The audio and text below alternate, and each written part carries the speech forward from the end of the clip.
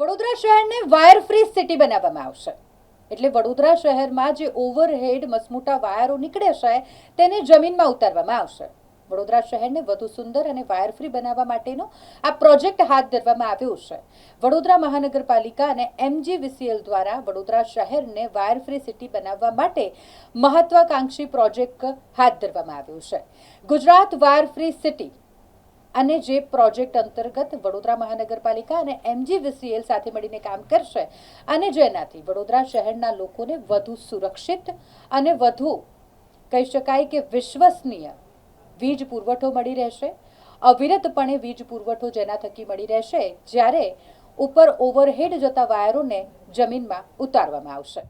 વડોદરા શહેરમાં કુલ 1700 સર્કિટ કિલોમીટરના ભારે વીજ દબાણ નેટવર્કમાંથી 1391 સર્કિટ કિલોમીટર અંડરગ્રાઉન્ડ થઈ ચૂક્યું છે, જ્યારે બાકી રહેલા 309 સર્કિટ કિલોમીટરનું કામ ડિસેમ્બર 2026 સુધીમાં પૂર્ણ કરવાનું આયોજન છે. બીજી તરફ 3114 સર્કિટ કિલોમીટરના હળવા વીજ દબાણ એટલે કે LT નેટવર્કમાંથી 618 સર્કિટ કિલોમીટરનું કામ પણ પૂર્ણ થયું છે અને બાકી રહેલા 2496 સર્કિટ કિલોમીટરને આગામી 2 વર્ષમાં તબક્કાવાર પૂર્ણ કરવામાં આવશે. પ્રથમ તબક્કામાં વાસના, ભાયલી, સમા, અટલાદરા અને અકોટા વિસ્તારોને આવરી લેવામાં આવશે. અંદાજિત 2060 કરોડના ખર્ચે અમલમાં મુકાનાર આ પ્રોજેક્ટથી વીજ વિક્ષેપમાં ઘટાડો થશે, જાહેર સલામતીમાં વધારો થશે અને વડોદરાને આધુનિક વાયર ફ્રી શહેર તરીકે વિકસાવવામાં મહત્વપૂર્ણ યોગદાન મળશે. આપણે જાણીએ છીએ કે હમણાં જ તાજેતરમાં ગુજરાત સરકારે વાયર ફ્રી સિટી એ રીતના મિશન હેઠળ એક મહત્વાકાંક્ષી પ્રોજેક્ટ જાહેર કર્યો છે. આ પ્રોજેક્ટ અંદર જે MGVCL અથવા તો જે પણ વીજ કંપનીઓ છે એમનું જે નેટવર્ક છે, જે ઓવરહેડ નેટવર્ક છે, એને અંડરગ્રાઉન્ડ કરવા માટેનો આખી પ્રોજેક્ટ છે. તો આ પ્રોજેક્ટ એટલા માટે મહત્વપૂર્ણ બને છે કે જે આપણી ઓવરહેડ લાઈનો છે એ જો એને અંડરગ્રાઉન્ડ કરવામાં આવે તો એક તો નાગરિકોની સેફટી જે છે, જે ઇલેક્ટ્રિકલ એક્સિડન્ટ્સ થતા હોય કે તો એમાં એક સૌથી મોટો આપણને ફાયદો છે. બીજું કે આપણે જ્યારે મેટ્રો સિટી અને સ્માર્ટ સિટીઝની વાત કરીએ છીએ તો અંડરગ્રાઉન્ડ નેટવર્ક થવાથી એની જે બ્યુટિફિકેશન છે એમાં પણ વધારો થાય છે. ત્રીજું કે જે મેન્ટેનન્સની કામગીરી અમારે જે કરવાની થતી એમાં પણ નોંધપાત્ર ઘટાડો થશે.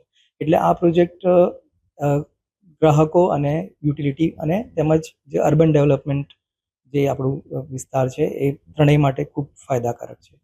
તો આ પ્રોજેક્ટમાં MGVCLમાં વડોદરા શહેરનું પસંદગી કરવામાં આવી છે. વડોદરા શહેરમાં આપણે જોઈએ તો જે 1700 કિલોમીટરનું જે અમારું હાઈ ટેન્શન નેટવર્ક કહેવાય, જે 11 kVની લાઈન કહેવાય, 1700 કિલોમીટર જે છે એમાંથી 80% જેટલી તો ઓલરેડી આપણે અંડરગ્રાઉન્ડ કરી ચૂક્યા છે. 20% જેટલું કામગીરી જે બાકી છે એ આ પ્રોજેક્ટ હેઠળ આપણે કરીશું. એ 20% જે છે એમાં લગભગ 300 સર્કિટ કિલોમીટર જેટલું કામ અમારે કરવાનું છે.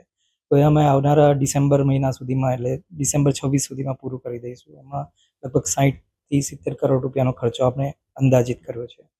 બાકી વાત રહી જે LT નેટવર્ક છે, જે આપણી સોસાયટીઓ કે આપણા ઘરો સુધી જે નેટવર્ક આપણને વીજ પુરવઠો પહોંચાડે છે, એ આપણું ખાસું એમાં મોટું નેટવર્ક છે.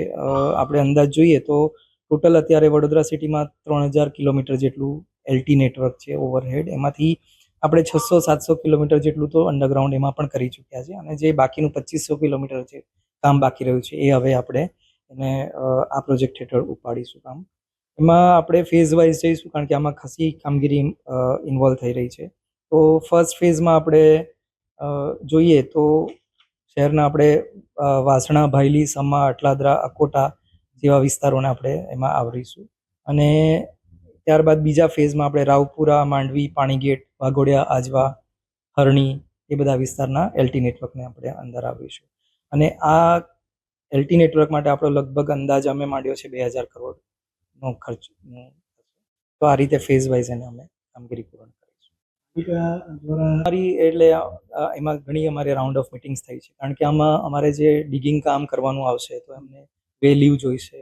એટલે પાલિકાના અધિકારીઓ સાથે અમે ચર્ચામાં છીએ અને એમની સાથે સંકલનમાં રહીને અમારી આ સમગ્ર કામગીરી થશે. અમે જેમ કે સરકારે આપણને કોલ બિફોર યુ ડીગનું પણ એક એપ્લિકેશન બનાવેલી છે, તો એની અંદર પણ અમારું કોર્ડિનેશન થશે કે અમે જ્યાં જ્યાં અમે જે એરિયામાં કામ કરવા માગીશું ત્યાં અમે એની આગોતરી જાણ પાલિકાને કરીશું. એટલે પાલિકામાં જે બી બીજી બધી યુટિલિટીઝ છે, જેમ કે ગેસ છે, પાણી પુરવઠો છે, ગટર સુએજ વ્યવસ્થા છે, એ બધા ડિપાર્ટમેન્ટ સાથે કોર્ડિનેશનમાં રહીને મિનિમમ તકલીફો ઊભી થાય અથવા તો પ્રજાના કામમાં મુશ્કેલી ના પડે એ રીતે અમે સંકલન કરીને પ્રસ્તાવ મૂકી દીધા છીએ. જી, આ બધું આવરી લીધેલું છે. હું DV Patel, additional chief engineer એમજીવીસી.